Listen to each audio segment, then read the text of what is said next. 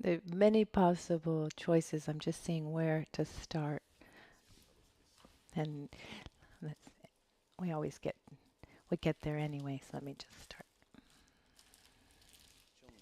There's a saying, a passage of a text, can't remember exactly the author, maybe Nagarjuna, that says something like, a spoon or a glass, even a glass is good as an example, doesn't exist in an independent, autonomous way, in an objective way. If we were to analyze that glass, we would see that it would just be a union of parts. And if we go deeper, those parts are made up of other parts that interact among themselves. But anyway, but it can still sustain, it can sustain, it can hold water. What happens is when we talk about reality, there are two aspects. One aspect called appearance. Appearance is our common way of seeing things. It's how things appear to us. And another aspect is, which is sometimes called ultimate reality or emptiness.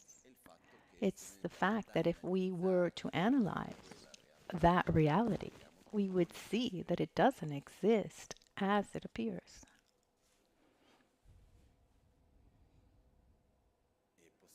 And we and this is true from a scientific point of view, a philosophical point of view, and there are other terms that are used um, in in the scientific world. But it's when we see something from far away, it has one aspect, one appearance. But if we get closer and closer, we see that that appearance changes. If we look at our own human history, very often when we try to understand how things are, we have looked its true nature. You know, like we say that, but really, really, what is it? What actually is there? And I'm talking about research that goes back thousands of years. And in this research, in my opinion, from what I've understood, there's an error at the basis.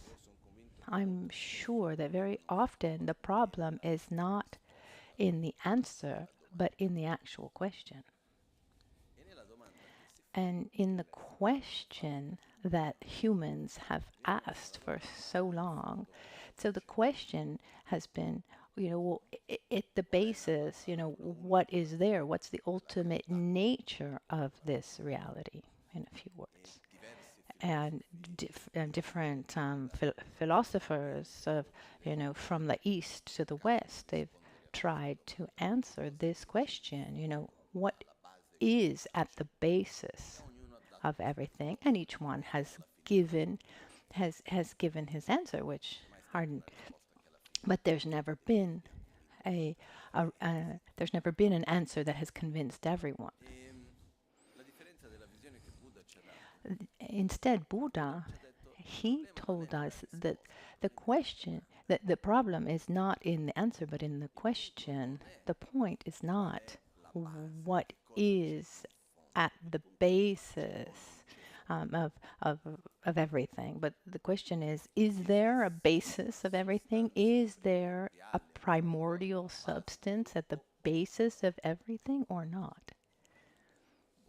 Buddha shows us through a path, a very beautiful path, that the more we look, the less we're able to find a solid basis. But this is not what I wanted to talk about today, actually. We can spend hours and hours talking about this, but it's connected somehow because first, I mean, why? for why have we looked for this fundamental basis for so long? Lama Tsongkhapa explained um, in, he said that Buddha Shakyamuni, in the praise of interdependence, um, Lama Tsongkhapa says, among all the qualities of Buddha Shakyamuni, the most special quality of Buddha was to show us that at the basis there is no basis, to show us, to open our eyes that the error was in the question and not in the answer. And I never really studied philosophy, Western philosophy. There, those who say that among all of Western philosophers and also Eastern, Buddha and those who came after him, like Nagarjuna or Chandrakirti, but starting from Buddha, he was the only one who asked this question. And probably the problem is not in the answer, but in the question. There is no primordial basis. The question is the question then isn't what is at the basis. The question is there a basis? So when we come to the conclusion there is no basis, then we're lacking air, because we say then reality doesn't exist. No, reality exists and it's very solid. What appears is real, but it's real within a very complex interdependence where everything that exists, it is exclusively independence among the other things that it interacts with. Why? Obviously, once we see and we listen and we're able to understand a little bit the view that Buddha transmitted, and in modern times, science, it is quantum physics, for example, has gone in the same direction. When we see this, we say, well, then it's obvious that it's like this. We say to ourselves, I mean, it's easy to see once someone has shown you. But let's get back to the point of today. Why, at the basis, for centuries and centuries and centuries, we have looked for something at the basis of all, at the root of all, because this corresponds to the way things appear to us. This is part of our paradigm. To ask ourselves, is there a basis or not? Is there a foundation? We would then need to go beyond our own paradigm, and that's very difficult. The most interesting thing about this, and then I'll get back to the point that I wanted to talk about, is that when we look for something intrinsic, independent, then we're dividing reality into two: a relative reality, subjective, and an absolute reality, or objective, as if they were separate, different. And even in Buddhism, I've seen people say, in the absolute everything's different. But what is that absolute? Oh, because in the absolute level we're all the same. When someone doesn't know what to say, they say absolute in the absolute. Buddha showed us instead, which is beautiful, that it's precisely because there is no absolute basis. Absolute and relative are the same thing. The only absolute reality is the lack of an absolute reality, because everything is relative. But I said that I wasn't going to take this road. Let's get back to us. Reality appears to us in a way as if it were autonomous. And it's fundamental for us to be able to see this appearance, to be able to perceive this appearance. The example that Buddha used, they're different, the various analogies that Buddha used. The most beautiful for me is the one of the mirror. When we look at ourselves in the mirror, when we look at the mirror, better, that is in front of us, spontaneously, naturally, what appears to us? Our face, right? We're in front of the mirror, and we ask ourselves, I ask you, what do you see in front of the mirror? Without philosophizing, what are you seeing? I'm seeing my face, right? If we were to analyze, observe, what is in the mirror is not our face. It's the light that touches our face, that reflects onto the mirror and then comes back to our eyes. It's the reflection of the image of our face. And the reflection of the image of our face is not our face. Because if I break the mirror, I'm not breaking my face. If what is in the mirror were my face, then by breaking the mirror, then that should also break my face. And this doesn't happen. So you don't need a degree in philosophy and years of meditation to understand that what's in the mirror is not our face. But no matter how much we say that it's not our face in the mirror, and I think we all agree on this, as crazy as it might seem, no one has ever seen his own face. And when I understood that for the first time, it really touched me. It's the idea that I have never seen my face. So no matter how much we can understand and say it again and say how obvious it is, when we are, even 3 seconds later, when we're in front of a mirror, what appears to us? Our face. Then we say, oh no, it's not my face, it's a reflection. No, but what appears to us? It appears to us as if it were our face. Another example that Buddha gave was the reflection of the moon on a lake.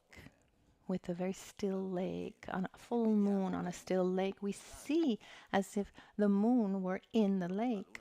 But the moon is not in the lake. I mean, we understand that the moon is not in the lake.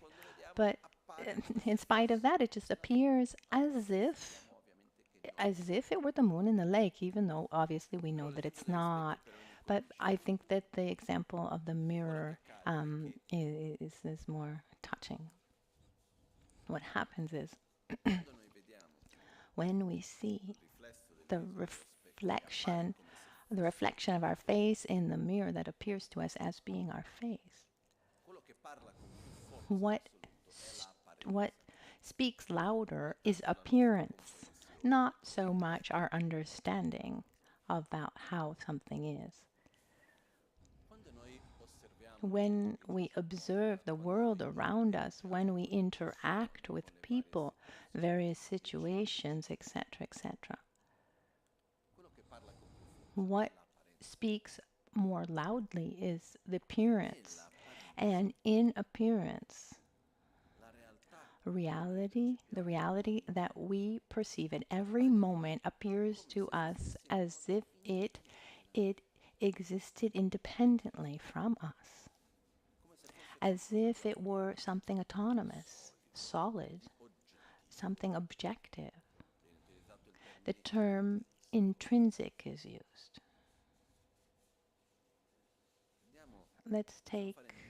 We can give thousands of different examples.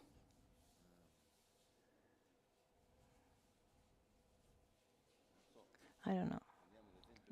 Let's take the example of this object here. No, that covers up my face. Here, let's use this one. I get back always. il suono. I always get back to the same sound, the same example, which is the sound. You know, even those of you who have, if you have, those of you who have your, your, those of you who have headphones, are you able to see the sound of the bell? So, when we hear the sound, how does it appear to us as being a complex, a, a, a, a complex network of interdependence between object, perceiver, and object? If I asked, where is the sound? Is it something, that I played here and the sound is in the air, or the sound is in the interaction between my body, my mind, and the vibrations in the air?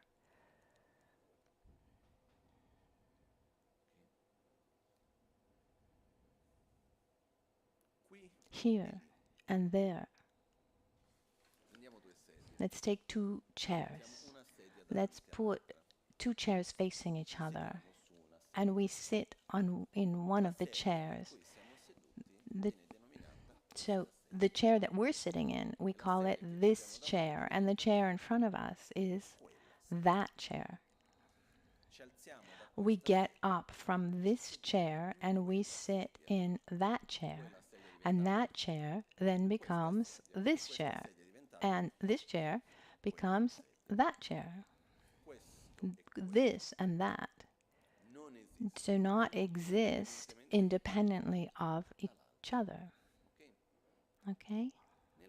In the same way, everything comes about like this. But what happens is that we're not aware of this. The sound, for example, the description that's given is that when there's sound that we perceive in reality, what happens if we were to analyze is there's a vibration in the air that, and if we really looked into it, it's even more difficult to understand. Let's just call it a vibration in the air that comes and it touches our hearing, our physical sense power, at which is then perceived by our brain, a part of our mind that's called our hearing consciousness, to be able to hear that sound. And then at that moment, our mind hears that sound. Another part of our mind right away attributes a meaning, a discernment. And we say, this is a singing bell sound. How beautiful. And what happens is that when I hear the sound, I hear it through my sense power, and it depends on where I am, that changes the vibration, because we're in different positions, but also our sense powers are different. Our sense consciousness is different, and the value that is given is different. The emotions that come up, they're different. So if we analyzed a little bit and we asked ourselves, the sound that I hear and the sound that everyone else hears, does it exist independently from ourselves or not? No. The sound that I hear exists independence on my sense power, my sense consciousness, the value that I give to it, and my being, through which I come into contact with that vibration that's in the air, and I call it sound. In the same way, everything that we see, everything that we perceive, the situations we live, the people that we meet, we can, and we have no choice. We live, we perceive this reality. This reality appears to us through our own reality. Or rather, we are incapable of seeing and perceiving anything independently from ourselves. And it's not a question about, oh, how am I going to interpret reality? No. It's that that reality that I'm living does not exist if not in relation to my person. Like the this and the that, one doesn't exist without the other. In a more technical term, we can say my he my hearing sense power that perceives the sound of the singing bell does not exist independently from the sound of the singing bell, the vibration, but it doesn't exist. It doesn't exist independently from my hearing consciousness as well. It's just like this chair and that chair. Here, where is it that we want to get?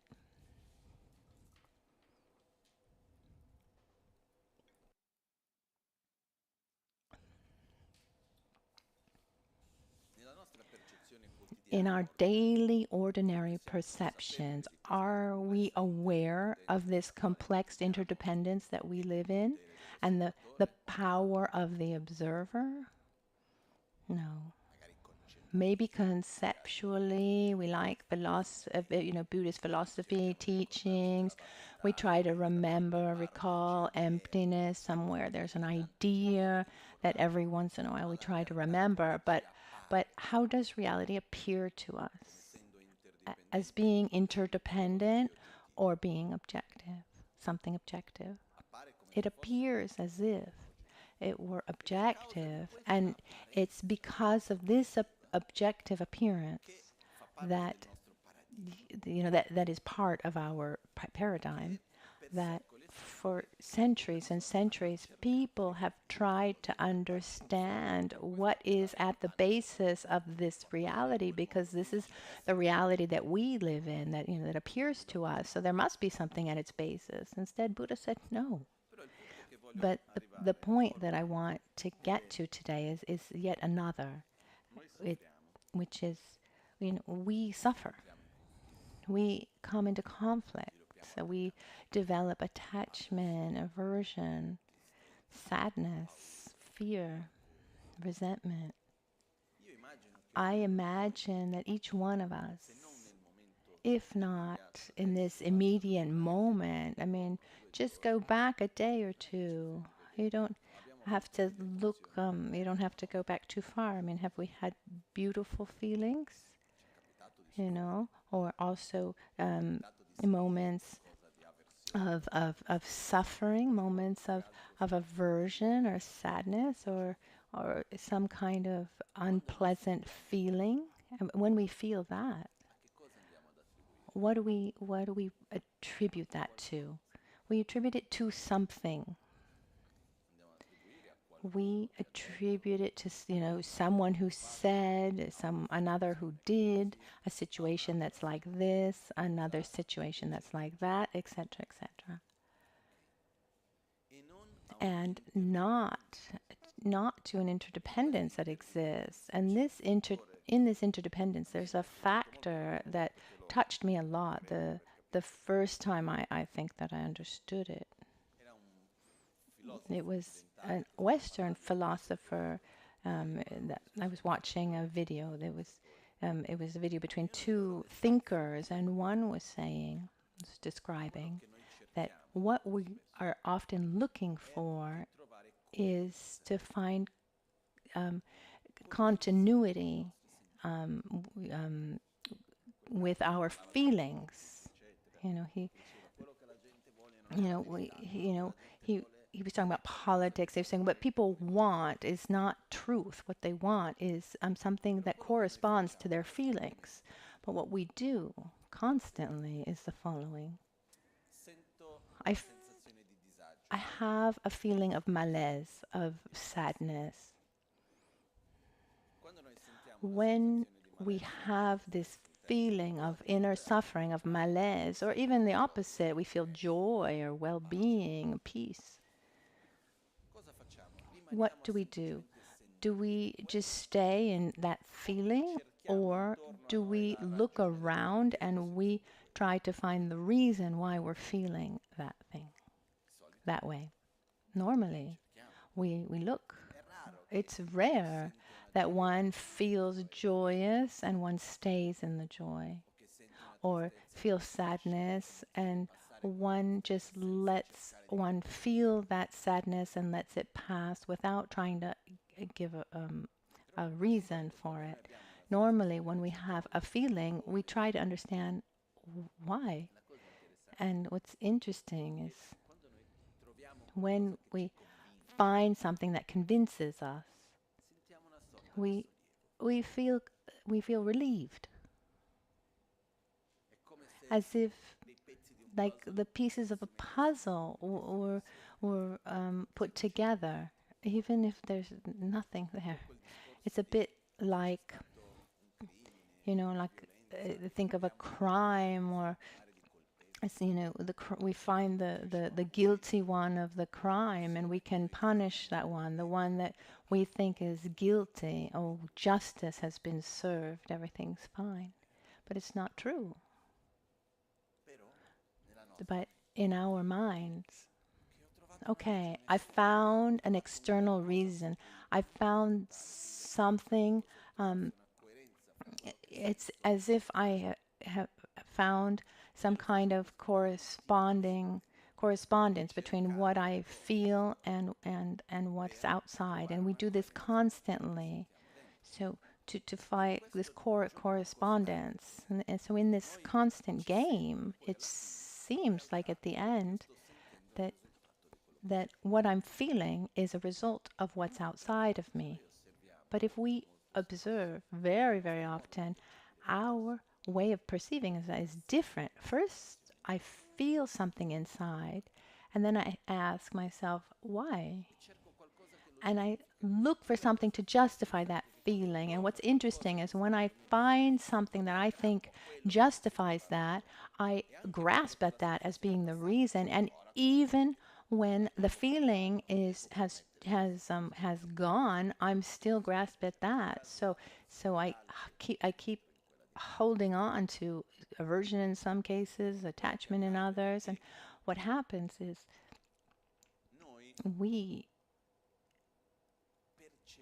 we perceive everything. We live every situation inevitably through all the filters that we have created in this and past lives. And there are many, many filters. There are the experiences that we've lived, the information that we've received. There's our own body. The genetic part. There are the imprints that we bring from life to life. There are many, many traits. Mostly, I think it can be summarized into five. So there's the genetic traits. There's the predispositions that we take from life to life. Then all the information that we have received in a social context, all the information we've received, things we've read, things we've been taught, all the experiences that we've lived from our birth to today, from conception to today. And there's our body, our physical senses through which we perceive reality. What happens is that inevitably we perceive the world through these. So when the hormones are imbalanced, for example, our point of view really changes, doesn't it? If I'm very tired, my perception of the world changes. Yes, and like for many other things too. So what happens is when we when we have a very strong filter.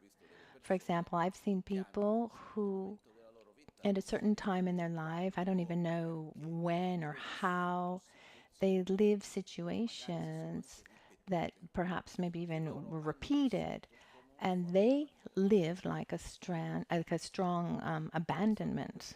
And this happens often in the first stage of life, when we're in early childhood, when we're shaping our worldview, where we start knowing, you know, as we go on in life, the less we learn, you know, the less we know, we know, because after when as we get older, we just make association to what we've already known. You know, when we're instead at the very beginning, we're really knowing things that we didn't know before.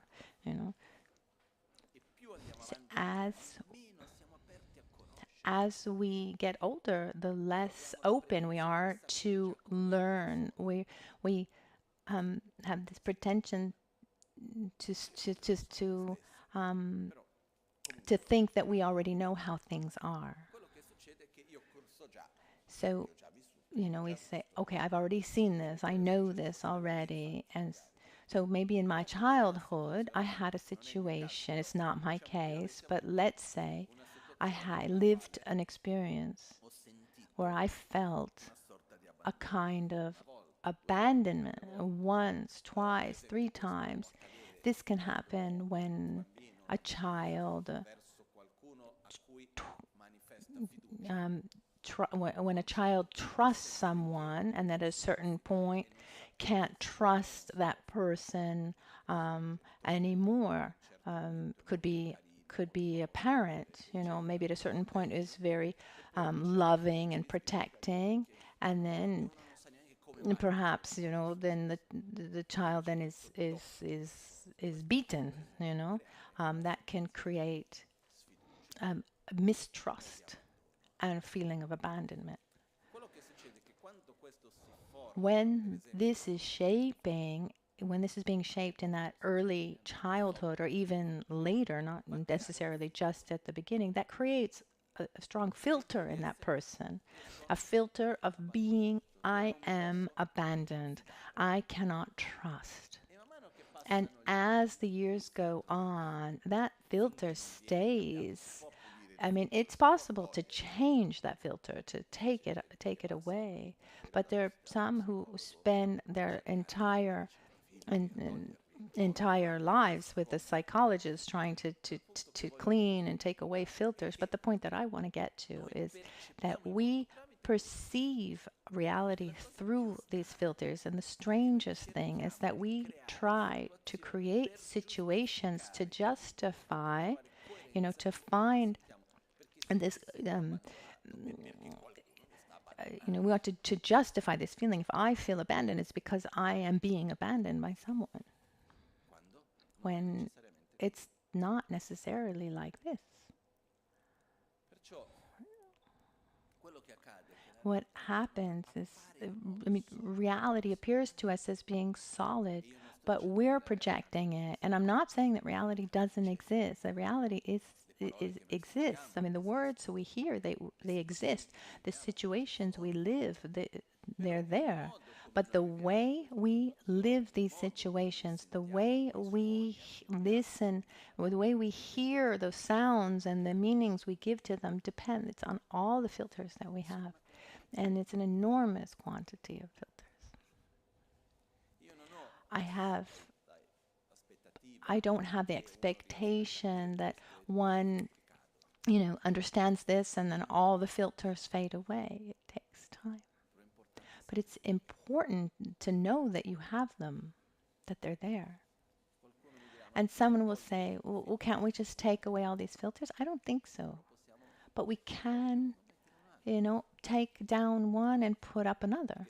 Because if I have a filter that generates aversion or sadness or resentment or fear, instead I can have a filter that generates gratitude, love, and It's better to have that one that generates well-being in me. And in reality, we're not able to perceive anything independently of ourselves, and as consequently we have all these filters. But it's better to have a filter of compassion instead of a filter of arrogance, for example. So becomes very important for us to observe the way we have our own inner stories, let's call them our filters, and we're looking for something outside that corresponds to those feelings. And when we find it, we say, "Oh, you see, I'm like this. You see, that what I'm feeling is true. You see, look what's happening around me." And it's difficult because it's not a mental process, conceptual process. It's something deep. And even one tries to dismantle it, it feels like, that the situations just come out more clearly, more strongly. I never wanted this situation like this. It's just, no. But what I've seen, and I'm talking about my own personal experience, is that I've lived experiences that I didn't like, where I was not well, and I tried to change those situations. I did what I could to change them. And I remember the day that I had this kind of, how can I say? So on one side, a great relief, but on the other side, just a collapse. After so much effort, I was able to change a situation. I was able to go around, like go around the neighborhood, let's say. I'm not in that situation anymore, and I'm free from it. Oh, how wonderful! And then I turn the corner, and I'm there again with that same situation where I would have never expected it. And then I found myself again with that same situation. And for a while, I tried to change it too. And then I saw that no matter how much I tried to overcome it, get away from it, I just kept getting, I I kept finding myself in front of that same reality, that same feeling with different names, different appearances. And at this point, I asked myself, what can I do? I mean, I can't run away from this situation. I need to try to relate myself with that in it differently. Because when I start to relate in a different way, to try to find a way to relate in a harmonious way that's not that's without conflict, where I'm able just to be even in a difficult situation without suffering. Um, and then I realized that when we're able to be well in front of something that we, let's say, don't like, at that point we change it. As long as I still have those filters, those situations just repeat themselves, you know. It's not because somebody wants to make me understand. There's a lesson I need to learn. Someone wants me to understand this lesson. And so they keep sending me these same situations that repeat over and over again. No, from my point of view, nobody's sending us anything.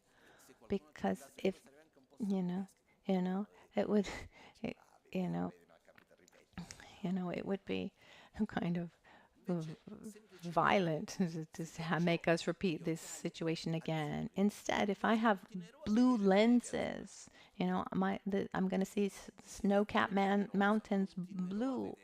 If I have pink lenses, I'll see the reality pink. I need to change my glasses. I need to change the filters. Otherwise, I'll just keep seeing reality through that. And inevitably, will see reality through our filters. But we should transform our filters so that they're filters that help us relate within a pleasurable, harmonious way with reality. Because if our inner state of being really depended on the world around us, then how is it that a Buddha could not suffer? It would mean that it would not be possible to not suffer. It's explained that a Buddha, it transcends suffering. He's able to live without suffering, not because the world around him is perfect, because he or her knows how to relate with everything, let's say, perfectly. And along our way, along our path, it's important for us, one at a time, without hurry. There's no hurry to get there. We have time to see what filters we have, those ones that are strong now, and see how is it that we see reality through these filters of ours. You know, do we victimize ourselves when instead we are the creators of our own reality? It's a little bit like we're watching a movie. We say, "Oh, what a terrible film!" But we're the directors. We produce the film ourselves. So, where's the solution? Is understanding that we live in an independent reality. The sound I hear is not made up only of vibrations in the air, but also of my sense power, my sense consciousness, the value I give it to it. There's a big part that comes from the observer, you know, but not only the observer, it's an interaction that comes about. I cannot, I'm talking for myself and also I think for everyone. I do not have the tools to change the world around me other than interacting with that same world. I cannot make the world perfect. I abandoned that hope years and years ago. Strangely, I lost that hope once I understood. And it was the very first time I came to Albagnano, that moment that I lost this hope. I think it was in 1999, if I remember well. I was in the car and Francesco was driving, Gabriella was there, and Francesco said to me, it had nothing to do with it, but he said, "Oh, they picked me up at the airport, and they said, let's do." It was nighttime and it was raining, but he said, "No, let's take the road by the lake, because it's nice." And as we were driving by the lake, I had some kind of intuition more than a thought. It was quite strong. And it was problems exist and they will always exist. How wonderful. Because if problems exist and they will always exist, I can't find I can't find my harmony and peace by resolving problems. In other words, my well-being, my happiness cannot depend on a perfect reality that's around me. Because that perfect reality will never exist, will never be. And I said to myself, so what I can do is I can try to live harmoniously in this world that I live and not try to make the world the way I want it to be. And it was an enormous relief. And And the rule is very clear. One problem is resolved and another one comes up. And when there's the exception, what happens? I mean, what really happens when the one problem ends and that we don't have another problem? Normally, we create one. So,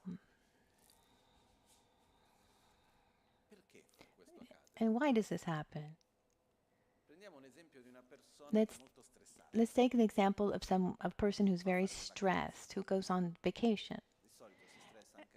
And normally, does the person is that person stressed out during vacation too? I mean, is it because the vacation is stressful or because the person is stressed out? It's because the person is stressed, or a person who has a lot of dissatisfaction or anger. Doesn't matter, what that person gets is never enough.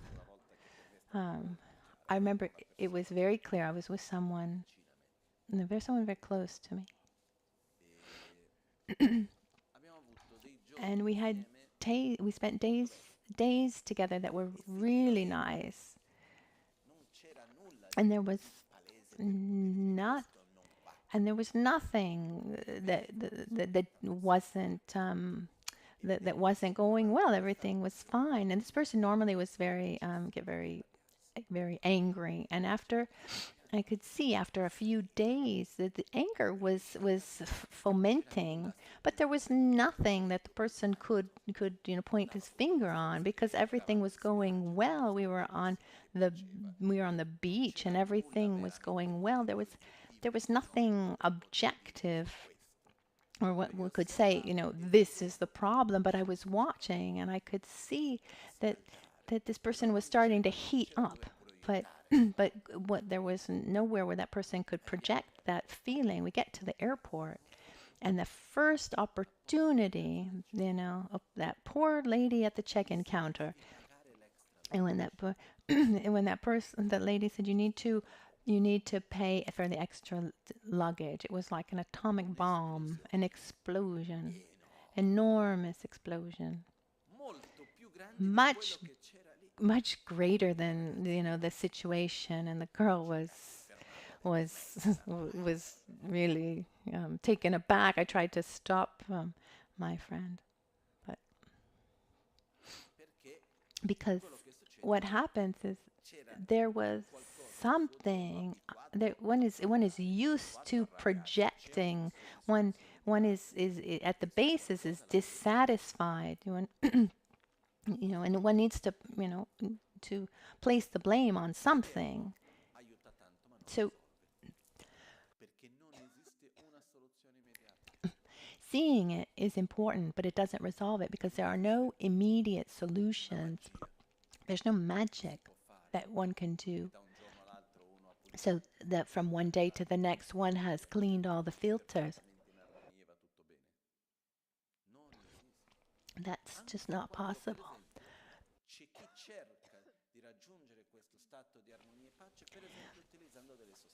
Even those who try to reach that state of peace and harmony using substances, is it possible that by taking something, I get into a sense of I get into a sense of harmony with my surroundings, feel harmonious with them. It's possible, but that effect of that substance ends. And then what happens then? I'm back to the beginning. There's no shortcut. There's no way. There's no shortcut where, just from one moment to the next, I'm able to change everything. What is possible is a long, graduated process of transformation of our minds, of our habits, of our being. This is possible. So we need to welcome ourselves and direct ourselves, because if I'm aware that I'm projecting my feelings in one way, one of the best ways to understand what's inside myself is to see where I point my finger. If I if I'm pointing my finger and saying that lots of things are not going well, it's just showing that I have a lot of dissatisfaction and, this makes me angry and this isn't going well. It's just a reflection of what's inside. If I point my finger, that I'm right, everyone else is wrong, I mean, that shows how arrogant I am. So the world around us is also a mirror to show us what we have inside, that help us understand ourselves better. And what I believe that when we're in front of a situation and we're suffering from that situation, it's because we don't have the tools to face that situation in a harmonious way. We don't know what to do. We just don't have the right tools. I've had two experiences in a very short time, not so long ago, that really opened my mind. That first experience was a situation, let's call it, um, che- generally speaking, it was really heavy. It was bad. I mean, we would we would all say, yes, this was a very difficult situation, and I lived it with a lot of harmony. It wasn't heavy for me. If you asked me if I wanted to repeat that situation, I would say I prefer not. But I did not lose my balance. I was fine. Then, just short time after, something happened, that something very silly happened, and I was really upset about it. And I asked myself why. And what I found was that I imagined it in the following way. The situation that I find myself in is as if something resonates inside me. It like and and like a sound that comes to me, and then if it touches something inside that can then resonate, some kind of wound, or something that was not, uh, something that is not, it touches some kind of pain or something that's unresolved, some kind of fear or insatisfaction, dissatisfaction, that resounds um, negatively within. Instead, it can be a very difficult situation. And if that sound doesn't find anything that can wake up some kind of wound or misunderstanding, or then one lives that situation harmoniously. I don't know if that's clear. So the key is not to make the world around us perfect. The key is being able to clean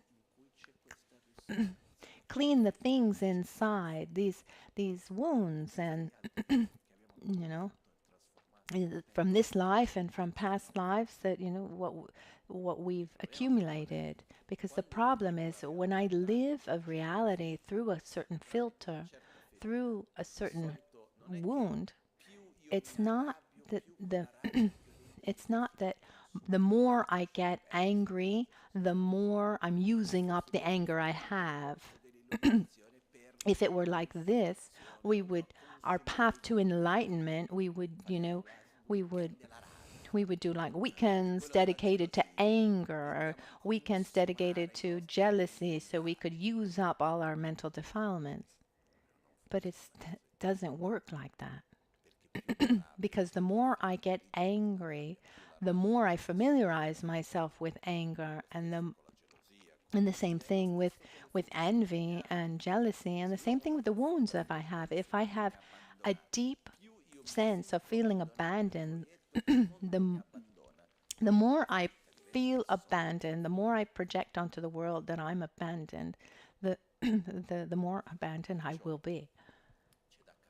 So we should understand that in our past, these wounds that we have, is not something solid. That situation that I'm living, yes, is happening. It's real, but it's real within this interdependence. It's not that what I'm feeling is an illusion.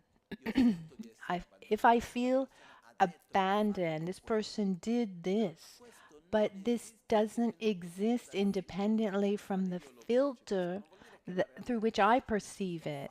It doesn't mean that that reality is false. It just means that it doesn't exist independently from the filter through which I perceive it. So I can't change the world around me, but I can change the way I interact and I relate with the world. Problems exist and they always will exist, but I can get to a point where those problems are no longer problems for me. This is our long-term goal, but and it's possible. I invite you to look um, to look for yourselves, in your world, in your daily relationships, the small things in your daily lives. Where is it? What reflects back to you? How is that situation a mirror for yourself? I know that it's not easy to hear, that the person who treats you badly did this and that to you, you know, um, is a mirror. Oh, but I'm not so bad. I'm not, I'm not bad. No, it's a mirror. It's not that that person is a mirror of you and showing you how bad you are. No, it's a mirror in the sense that if I'm suffering, it's because that situation reflects something inside that doesn't allow me to live that situation harmoniously. Because a Buddha, even in front of the worst situation, he lives it harmoniously. He doesn't lose love and doesn't lose the harmony with reality, or he doesn't lose understanding the interdependence of the phenomena. So reality is not a solid independent reality. It's interdependent. So we can really work on the part of the interdependence that we can work on is the part of the observer. That's where we can work. Shantideva in the Bodhisattva Charvatara said, it's not possible. Now he asks, is it possible or not to cover the entire globe with leather so that one can walk comfortably on the earth? Is it possible or not? Let's say no, it's not. It becomes possible once you put on comfortable shoes. Because if I cover my own feet wherever I go, I have protected feet. I've protected my feet. We cannot make the world perfect, so that everything goes exactly the way we think it should go, etc. It's never going to happen. But we can reach a state of balance that allows us to live everything, every situation harmoniously. This is the objective that we all have, and I just remind you that it can't be reached from one day to the next. It's a gradual and graduated path, one filter that's get cleaned after the other. So it's day after day that we work. Someone can say, Lama is tiresome. And I say, well, tell me if life is not tiresome. I mean, childhood is difficult, isn't it? I think so. It's beautiful and under many aspects, but it's also tiresome. Adolescence, is it tiresome? Yes. After you're adolescent, when you're becoming an adult and you need to find a job, understand what you want to do. You know, I want a family, no family, oh, but I'm in love. Okay, children, no children. Everything that comes with that. Is that easy or not? I mean, it's tiresome. And once you found a kind of stability in that daily life, and you have to pay your bills and work, and you have that illusion of happiness by taking a vacation. I mean, we have this attitude a little bit like I suffer all year so that I can really enjoy myself for 2 weeks a year on vacation. It's difficult. It's tiresome if we and as an old age is tiresome or not. Yes. So from birth to death, one works hard. And working hard is not the problem. I mean, the question is, what are we working for? So if when someone says, well, Lama, looking inside myself and facing my shadows and trying to clean these filters, familiarizing myself with virtuous, positive attitudes is tiresome. It's, yes, but better work hard for something that's going to bring positive results because we're always working hard and work hard with joy. So there's no excuse, oh Lama, it's tiresome, it's tiring. Once a master said, one proof that you're practicing Dharma well is if you feel inside that something is moving, that it's difficult, that you're in front of your own shadows. This is a good sign that you're practicing the Dharma well. But instead, if in your constant comfort zone, it means that you're not really working hard. It's important to look in the mirror in our own eyes and familiarize ourselves with you know, you know not nourishing these conditionings that make us suffer. And we can spend all day talking about this, but we're going to conclude here for today. I invite you to observe the situations that make you suffer and ask yourselves what does that reflect? Why am I not able to live this situation well? Or why is that a mirror for you? And then don't say, oh, well, no, it's not that bad, it's fine. No, I'm saying, you know, I'm suffering because there's something inside me that is not allowing me to live that situation well. So what is it? what is the what is the defilement? What is the wound that is keeping me from living that without suffering? It's time for our dedications.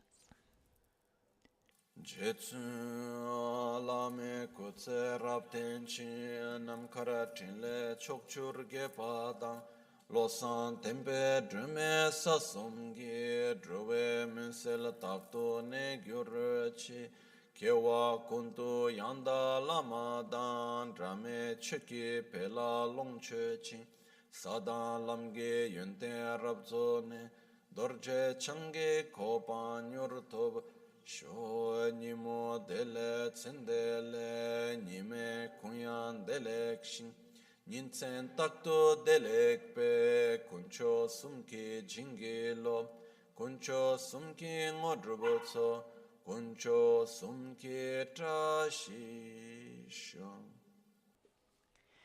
At dawn or at dusk, at night or midday, may the three jewels grant us their blessings.